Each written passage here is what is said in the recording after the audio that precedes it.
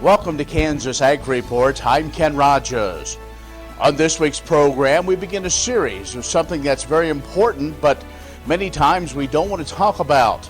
Over the next several weeks, we will have an ongoing conversation with a professional. Walt Hill is the director of the High Plains Mental Health Center in Hays.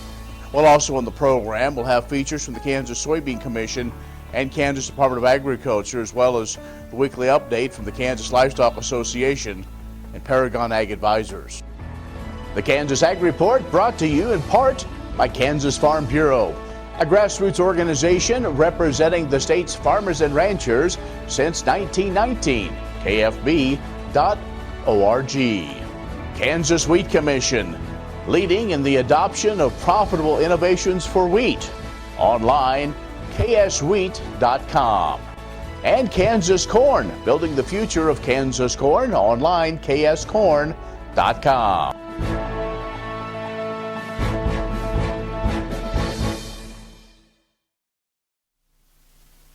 In agricultural news from agview.net, wheat harvest in Kansas is underway. Kansas Wheat issued their first wheat harvest report on June the 24th. And the report started out like this. They said harvest got off to a slow, labored start in south central Kansas over the weekend. The normal excitement and anticipation for wheat harvest can hardly be found in the area. Farmers who are normally finished by late June hop into their combines to face the muddy, dreary conditions for the first time this year. Farmers who are not typically folks who complain about rain need some hot, dry weather to really get those combines rolling. Now, this is another one of those reminders, folks. This is payday for wheat farmers, and just like many drivers, we're all going to be in a hurry. So that wheat crew will as well. Slight delay in your commute. If you're not a farmer, well, it's well worth the wait, as these folks are your friends, your neighbors, and probably even your family. And we all want to get to our next destination safe, whether that is the next field or a function. We look forward to a safe and abundant harvest. Well, farmers who planted cover crops on prevented plant acres will be permitted to hay, graze, or chop those fields earlier than November this year. USDA announced recently the Risk Management Agency adjusted the 2019 final haying and grazing date from November 1st to September 1st. That'll help farmers who were prevented from planting because of flooding and excess rainfall this spring. RMA also determining that silage, haylage, and baleage should be treated in the same manner as haying and grazing this year. Producers can hay, graze, or cut over crops for silage, haylage, or baleage on prevented plant acres on or after September 1st. They can still maintain the eligibility for the full 2019 prevent planting indemnity. Well, many of the nation's capital are casting significant doubt on the possibility of the U.S.-Mexico-Canada trade agreement getting passed through Congress in the summertime. Now, this comes in spite of the fact that political pressure continues to ramp up. Congress has a long summer recess rapidly approaching, and it's looking like Democrats are sticking to their ideas that the agreement needs to have a few more changes. Now, that may push a vote on the House floor at least into sometime this fall. Waiting that long will only increase the risk of a much-needed bill getting swallowed up in the politics of the 2020 presidential campaign. You can find more ag news online, agview.net. Stay with us. We'll have more coming up. Kansas Ag Report brought to you in part by Oldie Seed Farms, carrying soil-specific seed. Find them on the web, oldieseed.com. That's OHLDE seed.com. Kansas Livestock Association, supporting members' business interests and meeting consumer demands. KLA.org. Grass and Grain, online or in the mail, keeping Kansas farmers informed for over 60 years. grassandgrain.com. And Kansas Grain Sorghum, growers working together. More at ksgrainsorghum.org. Many seed companies claim to offer the latest genetics, but how many have tested those genetics in soils just like yours? The Oldie Seed Know to Grow research program has fully tested the latest seed genetics in soils that are right in your neighborhood. The Oldie Seed Know-to-Grow program can recommend the best performing hybrids from technologies like Enlist, Extend, and LibertyLink that will optimize the yield and profit of every acre on your farm. Contact Oldie Seed today. The Kansas Wheat Innovation Center in Manhattan is rediscovering ways to get improved varieties and new genetics in the hands of farmers faster. Grower-led and checkoff-funded research initiatives are bringing about positive change. This grassroots leadership provides a strong voice in Topeka and Washington, D.C. Now is the time to partner with Kansas Wheat in moving wheat forward. Kansas Wheat Commission and Kansas Association of Wheat Growers. Farmers investing in their future and yours. Log on to rediscoverwheat.org.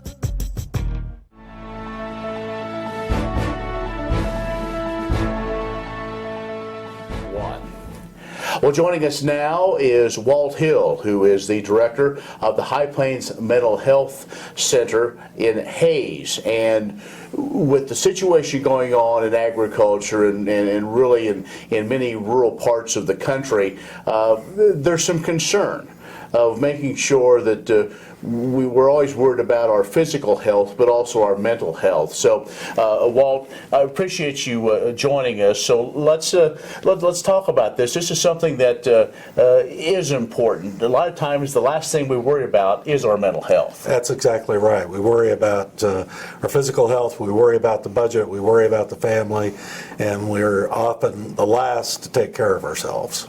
And why do you think that is? You know, I think partly where we're at in the country, we're pretty self-sufficient.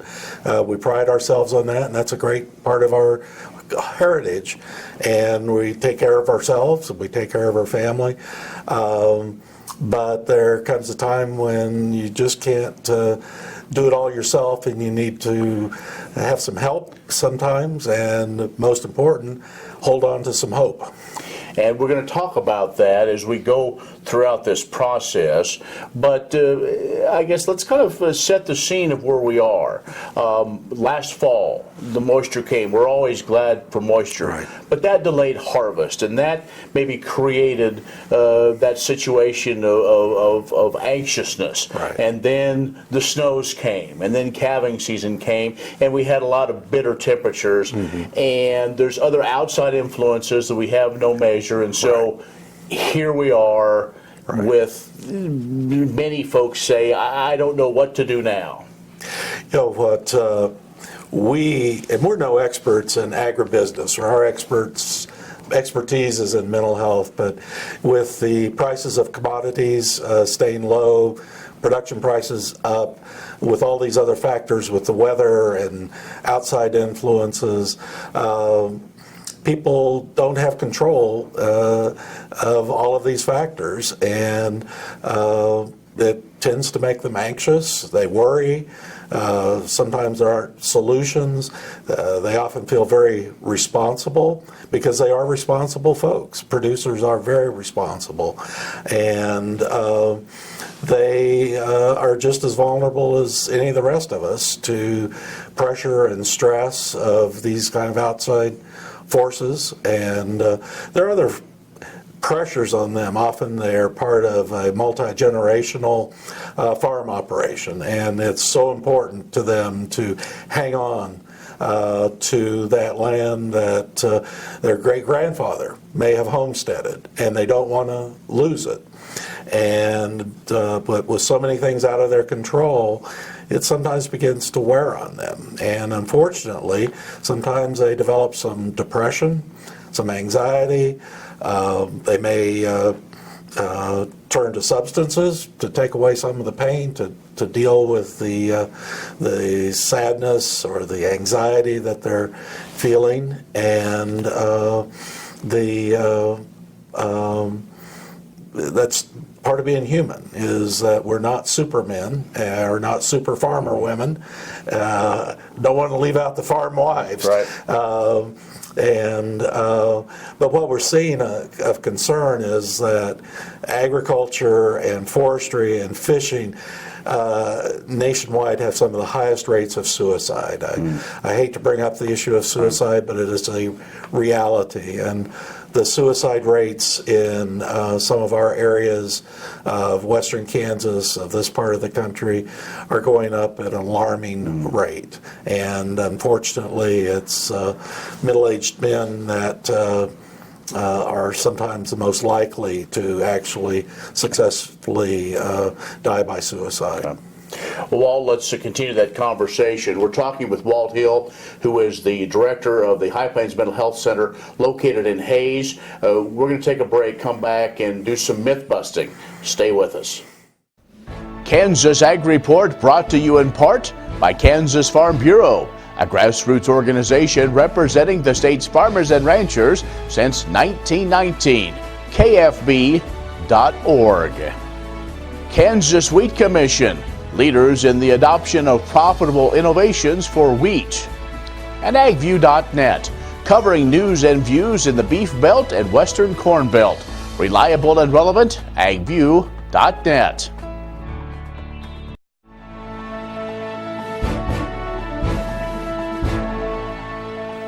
And joining us is Walt Hill, who is the director of the High Plains Mental Health Center in Hayes. We're talking about some of the agricultural stresses. And this segment, we're going to do a little myth busting. So, Walt, let's get into it. What's probably the biggest myth? Is it, you're weak if you ask for help? That is the number one myth, I believe, that people succumb to, and they believe that they have to do it all on their own. That they are weak, they're not a full person if they can't deal with every problem. But the truth is, we go to our doctor when we have a sore throat. If we need glasses, we go to the eye doctor. We go to our accountant if we need help with doing our taxes. And it's no different if you need help with dealing with personal issues, with the stress in life. A pastor, mental health provider, a doctor can often help you if you're dealing with issues of feeling depressed or anxious, having trouble sleeping, using alcohol more frequently than you used to. So there's some signs to look for that maybe you're trying to do it too much on your own. What about the idea that, well, if I just work harder, then this will all work out? Often working harder just begins to get you deeper in the hole that you were in. That sometimes getting some ideas from other people, different ways of doing things, different approaches, asking for help, that you're not alone is often the most important message. That the hard work you've done. Now it's, work smarter as well as harder. What about communication? Who do I start to talk to about this? Do I go to my banker? Do I talk to my family? Where do I get started? Usually your banker has some idea of what's going on. Your accountant has some idea. I've been talking to bankers and accountants in our area about this, and they see what's happening. Usually your spouse knows what's going on, but we often, as men, don't listen to our spouse. But they often see what's happening. Your family doctor often sees what's happening with your blood pressure or sees the effects of some ways of dealing with stress that aren't helpful. So there are a variety of people you can go to. A pastor is a great source of a sounding board. Your family doctor, a counselor. There's some resources at K-State around issues around mediation when you have issues. A friend often is helpful. Even going to the donut shop and talking to other people. And I know farmers often don't share the problem. You don't want to let other people know the problem because you don't know what they're going to do with that information. But you have to share the problem with someone. We are talking with Walt Hill from the High Plains Mental Health Center in Hayes. Walt, before we wrap up this segment, if folks maybe want to start that process, how can they get a hold of you or a member of your team? Well, High Plains covers 20 counties in northwest Kansas. They can call us at our toll-free number, 1-800-432-0333. Every area of Kansas has a mental health center that has services available in all 105 counties. And if you just look in your phone book or on the web, you can find your local mental health center and give them a call and ask them how you could get some help. Walt Hill, again, the director of the High Plains Mental Health Center in Hayes, has joined us. We'll have more in a moment. Agriculture information on your computer or mobile device. News and views on grains, livestock, policy, and opinions from newsmakers can be found by liking AgView on Facebook, and on Twitter, follow AgView News, a reliable and relevant source. agview.net. Hello, I'm Dr. Frank Lyons from Kansas Regenerative Medicine Center here in Manhattan, Kansas. Daryl was one of our patients that we did about 7 months ago. I dug trees by hand for years and years and years. In the process, I wore out my rotator cuff. But when I learned about this process, I thought if there's a way to get rid of this pain, then I want to do it. So we did it, and it worked. I'm not going to go out and dig trees with a shovel anymore, but I can do the things that I want to do now. Well, it's been very gratifying to help people with their painful joints and other entities, and it's been especially gratifying to be able to help people who I know and have worked with and known for many years.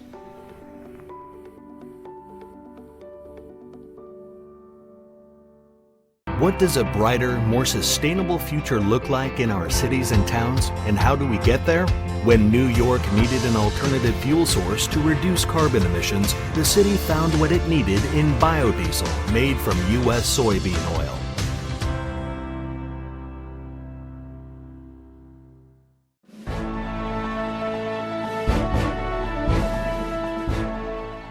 More than 70 National Biodiesel Board members took to Capitol Hill earlier this month for the organization's summer meeting and Washington, D.C. fly-in. The biodiesel industry supports more than 60,000 jobs across multiple economic sectors. Gathering in Washington each year is important so members can meet as constituents with their lawmakers.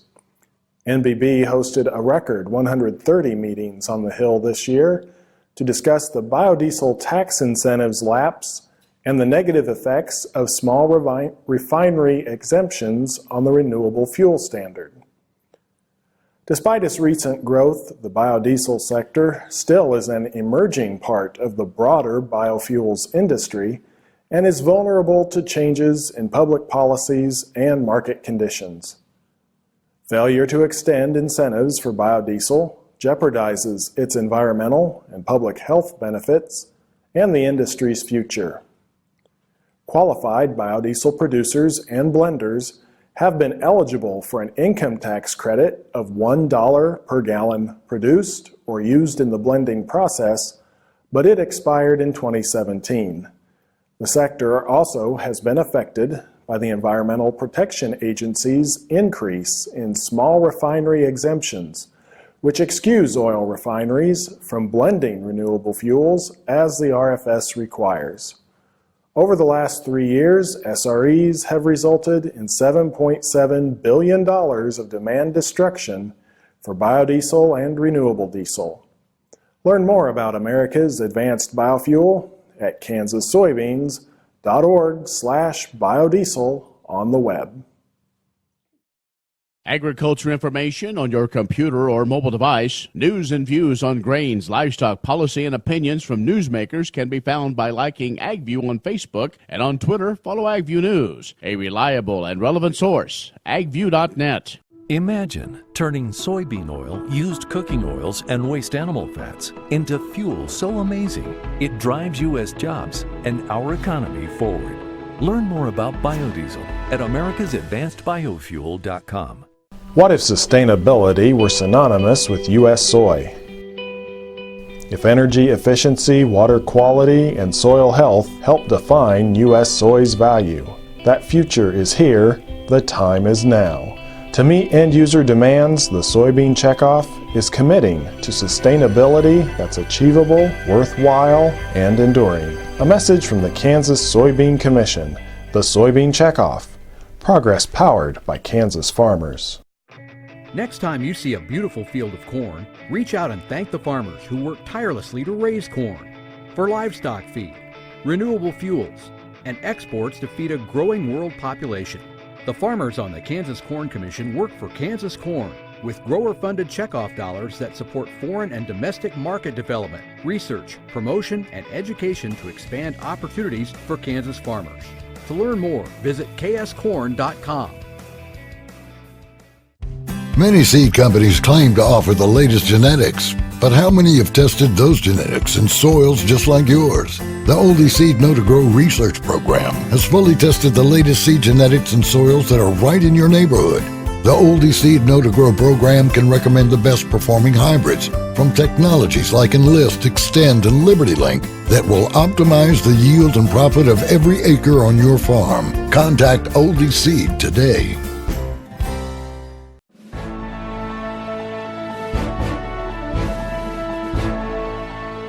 Every day, farmers and ranchers see the beauty of Kansas agriculture surrounding them while they work to bring quality products to our table. That beauty can't be captured with a camera, but we encourage you to try in the Kansas Department of Agriculture's annual photo contest. I'm Heather Lansdowne, Director of Communications at KDA, and I'm excited to share this year's photo contest categories, which were selected to promote different aspects of Kansas agriculture: barns and farmsteads, animals in agriculture, farm fresh, water and agriculture, and country livin' categories will showcase the many places and ways we experience agriculture across the state of Kansas. From the animals grazing in the Flint Hills, to the crops across the Western Plains, and from the colorful farmers markets and thriving agribusinesses in communities across the state, to the critical role water plays in that Kansas agriculture. In addition, there's a separate youth division for young photographers under age 19. Entries for the photo contest are being accepted from now through August 2nd. In mid-August, all the entries will be posted on KDA's social media sites. Winners of the KDA photo contest will be chosen by votes on social media platforms and by leaders in Kansas agriculture. Winners in each category will receive prizes, and a few of the top photographs will be selected to be displayed in the KDA building in Manhattan. Guidelines for the contest can be found at agriculture.ks.gov/photocontest. I look forward to seeing this year's entries and to finding ways KDA can share the photos which best capture the categories all year long as we tell the story of Kansas agriculture. Agriculture information on your computer or mobile device, news and views on grains, livestock, policy, and opinions from newsmakers can be found by liking AgView on Facebook, and on Twitter, follow AgView News, a reliable and relevant source, agview.net. The Kansas Wheat Innovation Center in Manhattan is rediscovering ways to get improved varieties and new genetics in the hands of farmers faster. Grower-led and checkoff-funded research initiatives are bringing about positive change. This grassroots leadership provides a strong voice in Topeka and Washington, D.C. Now is the time to partner with Kansas Wheat in moving wheat forward. Kansas Wheat Commission and Kansas Association of Wheat Growers. Farmers investing in their future and yours. Log on to rediscoverwheat.org. Kansas Corn reminds you that E15 fuel is the right choice for every kind of driver. For the car enthusiast, E15 has higher octane. For the thrifty driver, E15 is priced lower than regular unleaded. For the nature lover, E15 provides cleaner air. For the shopper who buys local, E15 has more ethanol from our Kansas corn farms. Choose E15 for a higher octane, lower price, cleaner American fuel. Message from the Kansas Corn Commission. Learn more at kscorn.com. Premier Farm and Home has what you need to make your lawn the best in the neighborhood. Hi, I'm Ken. We choose Premier Farm and Home for the professional look that we do ourselves. Feel free to stop in. You can also visit our website at heycow.com. Kansas Farm Bureau, the voice of agriculture, represents grassroots agriculture. The state's largest and most powerful farm organization stands up for its members through leadership development, agriculture education, legal defense, environmental advocacy, farm safety, and risk management. Members also enjoy money-saving benefits. To join our organization today or to learn more, go to www.kfb.org or find us on Facebook and Twitter.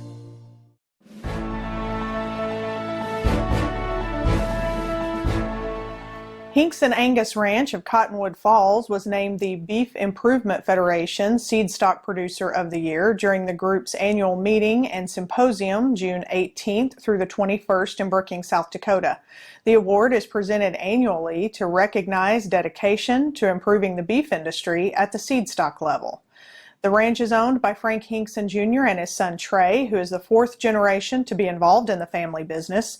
Cattle on the Flint Hills Ranch include both fall and spring calving herds, as well as a large number of commercial heifers purchased each year, mostly from bull customers. A small herd of registered Charolais were added in response to the needs of some commercial cow herd customers wanting to add terminal genetics. Hinks and Angus produces practical, balanced trait cattle that will work in a real-world environment. The Hinksons have been early to adopt scientific advancements and new technology.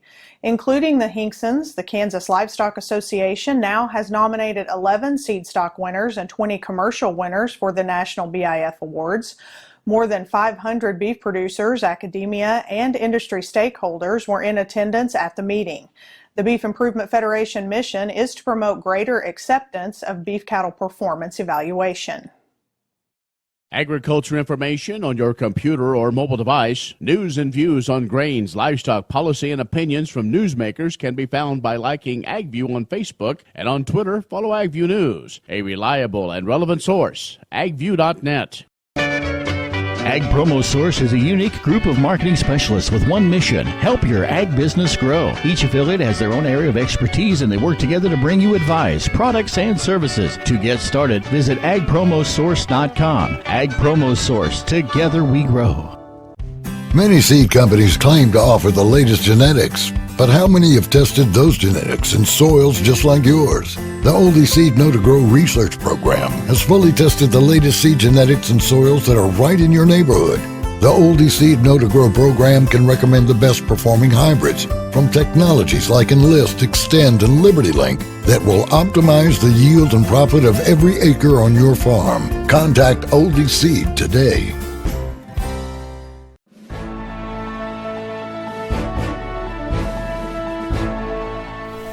Good morning. I'm Eric Oosterhouse with Paragon Ag Advisors. The weather market continues to be front and center as we burp down our latest USDA report. Obviously, the acreage number for corn will continue to be debated for some time yet, but it really appears the market has had its fill of acres trade and now really wants to move on to yield. It's hard to find too many folks who believe that our national yield is going to move higher from its current 166 bushels, but it's important to remember that the market has a way of fading this kind of news until much later in the season. Setbacks can still occur simply on technical trading or geopolitical headlines. The soybean market has struggled higher on the slow planting pace and yield concerns going forward, but a weather forecast that is warmer and drier would tend to weigh on that market. There's a real lack of belief that any real movement is going to occur in that market until we have a real deal with China, and that ultimately we still don't have a solid export market until we do. The wheat market has rebounded from its lows from last month and has been riding the wave higher with corn. However, those early yields have been solid, and quite simply, wheat has harvest pressure standing in the way of any real sustained near-term rally. It feels as if we need to get further down the calendar and as far away from the next wheat harvest before you can see any lasting move higher. If you have any questions on these markets or any market, give us a call today at 888-452-8751. Have a productive day. Well, that's our show this week. Be social with us online at KansasAgReport.net. Like us on Facebook at Kansas Ag Report Television Show. Follow us on Twitter at Kansas Ag Report. I'm Ken Rogers. Thanks for watching. We'll see you next week.